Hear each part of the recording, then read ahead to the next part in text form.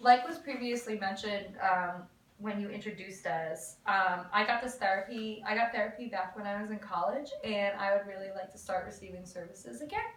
But I really have a crazy schedule, and it's really hard to find a time that works for both myself and the therapist.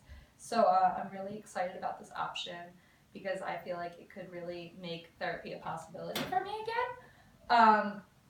But I would like to meet in person first, just to establish whether or not there's a connection between the therapist and myself. And then going forward, it would be really helpful to meet online. Great, thank you. So, with this range of experiences and contexts, I'm wondering if there are any concerns about telepsychiatry that seem to be particularly significant, either from your own perspective or from perspectives of those you've engaged with. Yeah, well, I can say one thing I've heard from many colleagues and others is they appreciate the convenience of telepsychiatry, but I mean, it's not necessarily something they would feel comfortable doing from their own homes. And it's not just because of privacy, it's also that many feel that there are risks associated, and just the same risks with any psychiatric practice. If, in particular, for example, there are concerns around a client's safety, they would prefer to be in an office setting and really know that if a client all of a sudden is presenting in a way that is indicative of perhaps a safety issue, that they have the resources available and other colleagues or clinicians around to provide the necessary support and really take action as is necessary. Yeah, similar to what Dr. Commer said, I mean, I agree with everything she said above.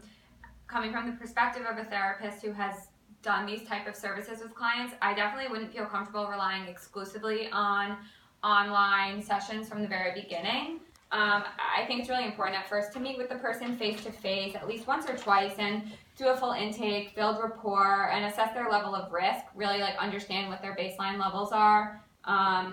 And then to make sure that online therapy is a feasible option for them. I wouldn't say that there's necessarily a set of diagnoses that either are or not appropriate for online therapy, but I think that everyone's different, has different needs, and there are different reasons people come into treatment. So I think it would kind of have to be assessed on a case-by-case basis whether this would be a helpful option for some, and I think it will be helpful more for some and not for others.